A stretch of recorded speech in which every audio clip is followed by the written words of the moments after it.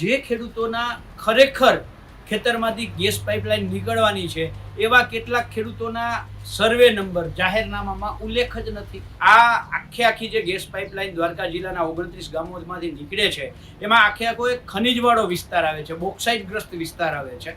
એ ખેડૂતને એ બોક્સાઇટવાળા ખેતરમાં જો લીઝ મૂકવી હોય તો આ ગેસ પાઇપલાઇન નીકળ્યા પછી ભવિષ્યમાં એ લીઝ પણ મૂકી શકવાનો નથી. જીએસપીએલની જે આ પાઇપલાઇન જે ખેડૂતોના ખેતરમાં નીકળે છે, આ ખેડૂતના જે ખેતરમાંથી નીકળે છે એમાં કિંમતી બોક્સાઇટ નીકળે છે. એ આ જે પાઇપલાઇન નીકળી પછી આ ખેતરના ખેડૂતે માનો કે પોતાને લીઝ મંજૂર કરાવી હશે તો એ જીએસપીએલ કે સરકાર કે તંત્ર આ જીએસપીએલની જે પાઇપલાઇન નીકળી છે ખેતરમાં લીઝની મંજૂરી આપશે.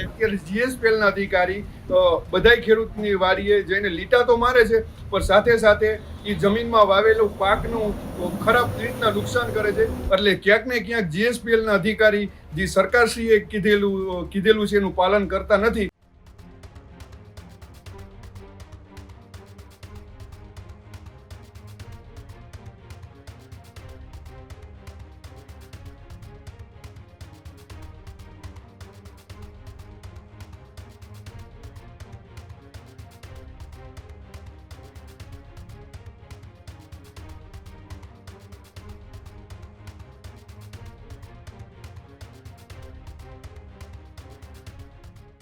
દ્વારકામાં જીએસપીએલ દ્વારા ખેડૂતોનો નવતર વિરોધ જોવા મળી રહ્યો છે. ખેતરોમાં બેનર લગાવીને ખેડૂતોનો આક્રોશ જોવા મળી રહ્યો છે. ગેસ પાઇપલાઇનના કામનો ખેડૂતો દ્વારા વિરોધ કરવામાં આવ્યો. વળતર નક્કી કર્યા વગર કામ નહીં કરવા દેવાની ચીમકી પણ ખેડૂતો દ્વારા આપવામાં આવી. સંયુક્ત સર્વે બાદ જ કામ કરવાની પણ માંગ કરવામાં આવી. જમીનની ઘટતી કિંમતનું કોણ વળતર આપશે તેવો સવાલ પણ ઉઠાવવામાં આવ્યો. કલેક્ટર, ધારાસભ્ય અને સાંસદને રજૂઆત કરતી હોવા છતાં પણ નારાજગી જોવા મળી રહી છે. જીએસપીએલ પર કાયદાનું પાલન ન કરવાનો ખેડૂતોનો આરોપ પણ સામે આવ્યો.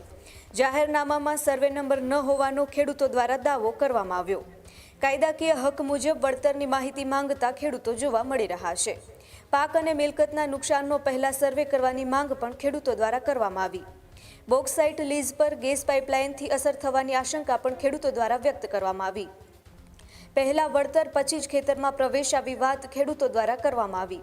ખેડૂતોના અધિકારોનું રક્ષણ કરવા માટે સત્તાધીશોને અપીલ પણ કરવામાં આવી.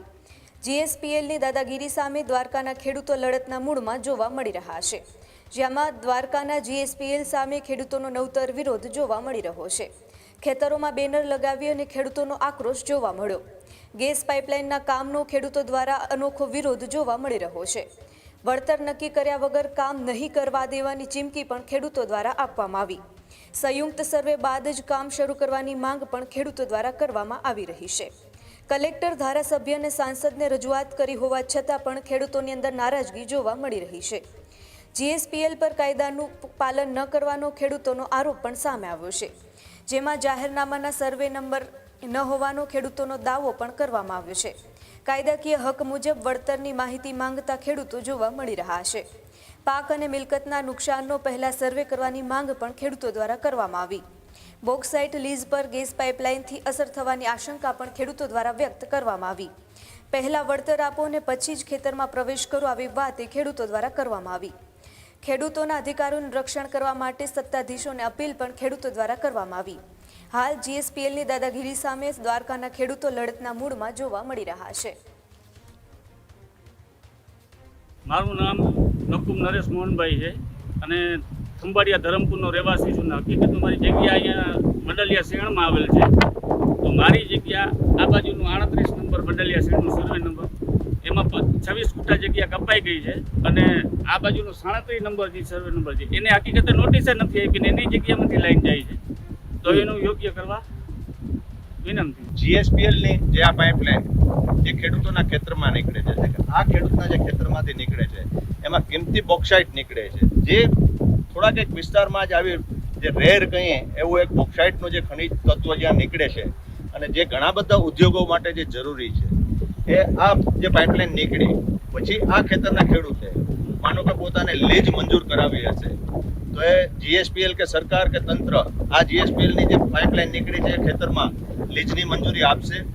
એટલે આવનારા સમયમાં આ સૌથી મોટી નુકસાની હોય તો ખેડૂતોને જે કલ્પી ન શકાય એટલી નુકસાની થશે. આજરોજ અમારા બધા ખેડૂતે બધાની વાડીની અંદરમાં પોસ્ટર લગાવ્યા છે. પોસ્ટર લગાડીને જે સરકાર અમારા ઉપર જે તાનાશાહી કરે છે, જેમ કે ઘણા બધા એવા મુદ્દા છે. અમે તનકવાર કલેક્ટરની રજૂઆત કરી, ધારાસભ્યની રજૂઆત કરી, પ્રાંત અધિકારીની રજૂઆત કરી, GSPLના અધિકારીની રજૂઆત કરી, 2-3 વાર અમે આંદોલન પણ કર્યા છે, પણ એનું હાલ કોઈ જવાબ આવ્યો નથી. ને જ્યારે અમારી લાસ્ટ મિટિંગ થઈ ત્યારે કલેક્ટરશ્રી દ્વારા, ધારાસભ્યશ્રી દ્વારા અને જેટલા પણ અધિકારી હતા એના દ્વારા અમને એવું કહેવામાં આવ્યું હતું કે તમારા જમીન ઉપર જઈને માર્કિંગ કરવા દો અને કેટલું વળતર તમને મળવાનું છે તો એ કામ કરવા દો. તો અમે એના માટે હા પાડી. તો એ કરવા માટે બધા તૈયાર હતા. તો અત્યારે GSPLના અધિકારી બધાય ખેડૂતની વાડીએ જઈને લીટા તો મારે છે, પણ સાથે સાથે એ જમીનમાં વાવેલું પાકનું ખરાબ રીતના નુકસાન કરે છે. જેમ કે JCBના પટ્ટા મારીને 20 મીટરનો રસ્તો છે એ એકદમ ચોખ્ખો કરી નાખે છે. માંડવીમાં ગારો હોય, પાણી વારેલું હોય, કોઈ પણ જાતનો પ્રકાર હોય એ ઉખેડીને નાખી દે છે. એટલે ક્યાંક ને ક્યાંક GSPLના અધિકારી જે સરકારશ્રીએ કીધેલું છે એનું પાલન કરતા નથી. જેમ કે અમારા પંથકના ધારાસભ્યો, પ્રાંત અધિકારી, કલેક્ટર સાહેબના નિયમ જેમ અમને આશ્વાસન આપ્યું હતું એ તદ્દન ખોટું પડી રહ્યું છે. અને સરકારશ્રીને મારી નમ્ર વિનંતી છે કે તમારું યોગ્ય વળતર અમને જે દેવડાવવાનું છે અને તમારી વાત જે કરી છે એ વાત ઉપર તમે ઉભા.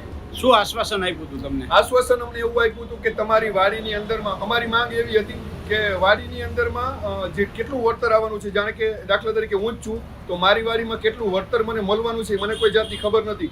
તો મુરુભાઈ સાહેબ, પ્રાંત અધિકારી સાહેબ ને કલેક્ટર સાહેબ એવું કીધું એના GSP અધિકારી કે પહેલા તમે જેને સર્વે કરાવો, સર્વે કરીને ખેડૂતને લેખિતમાં આપો કે તમારે આટલા ગુઠા જમીન કપાવવાની છે, આટલી જે વળતર ચૂકવવાનું તમને જે મગફળી કે કપાસ, સોયાબીન કોઈ પણ છે એ કપાવવાનું છે ને તમને આટલા રૂપિયા મળશે. એ સહી કરીને એના ખાતામાં પૈસા પડે પછી કામ ચાલુ કરાવો. પણ ક્યાંક ને ક્યાંક ધારાસભ્યશ્રી, કલેક્ટરશ્રી, પ્રાંતશ્રી થોડી ભૂલ કરી રહ્યા છે. કામ હજી એનું જગ્યા ઉપર ચાલુ છે ને એ આપ જોઈ શકો છો. દ્વારકા જિલ્લામાં GSPL નામની કંપની જે ગેસની પાઇપલાઇન કાઢે છે, આ ગેસની પાઇપલાઇનમાં જે જાહેરનામું હોવું જોઈએ એ 6-1નું જાહેરનામું હોય કે 3-1નું જાહેરનામું હોય, એમાં જે ખેડૂતોના ખરેખર ખેતરમાંથી ગેસ પાઇપલાઇન નીકળવાની છે એવા કેટલાક ખેડૂતોના સર્વે નંબર જાહેરનામામાં ઉલ્લેખ જ નથી. એની સામે કેટલાક ખેડૂતો એવા છે કે જેના ખેતરમાંથી ખરેખર ગેસ પાઇપલાઇન નીકળવાની જ નથી, પણ તેમ છતાંય એવા ખેડૂતોના સર્વે નંબરોનો આમાં ઉલ્લેખ કરવામાં આવ્યો છે. જાહેર જન સુનાવણી જે કરવાની હોય એ કરવામાં આવી નથી. પર્યાવરણીય જે કંઈ સર્ટિફિકેટો એમને લેવાના હોય એ ખેડૂતો માંગે છે તો એમને આપવામાં આવતા નથી. એવી જ રીતે આખી જે ગેસ પાઇપલાઇન દ્વારકા જિલ્લાના 29 ગામોમાંથી નીકળે છે એમાં આખો એક ખનીજવાળો વિસ્તાર આવે છે, બોક્સાઇટગ્રસ્ત વિસ્તાર આવે છે. એ ખેડૂતને એ બોક્સાઇટવાળા ખેતરમાં જો લીઝ મૂકવી હોય તો આ ગેસ પાઇપલાઇન નીકળ્યા પછી ભવિષ્યમાં એ લીઝ પણ મૂકી શકવાનો નથી. વચ્ચે ક્યાંક પક્ષી અભયારણ્ય આવે છે, ક્યાંક ઇકો સેન્સિટિવ ઝોનવાળો વિસ્તાર આવે છે. એટલે આવી તમામ બાબતો હોવા છતાં આ કંપની છે એ નિયમોનું ક્યાંક ને ક્યાંક ઉલ્લંઘન કરતી હોય એવો ખેડૂતોનો આક્ષેપ છે.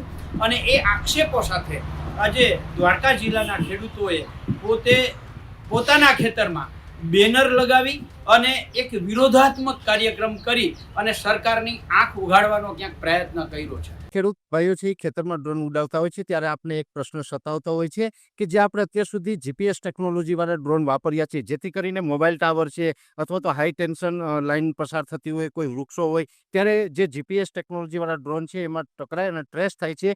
પણ એગ્રીવન લાવ્યું છે GNSS ટેકનોલોજી ડ્રોન, જેથી કરીને એ ડ્રોન છે એ કોઈ જગ્યાએ ટકરાય નહીં, પોતાની રીતે જ ડિસિઝન લે છે ને મૂવ થઈ જાય છે. જેથી કરીને GNSS ટેકનોલોજી ડ્રોન છે એ વાપરવાનો આગ્રહ રાખો. હજુ સુધી તમે અમારી ચેનલને સબસ્ક્રાઇબ નથી કરી તો અત્યારે જ ન્યૂઝરૂમ ગુજરાતને સબસ્ક્રાઇબ કરો, ફેસબુક અને ઇન્સ્ટાગ્રામ પર ફોલો કરો.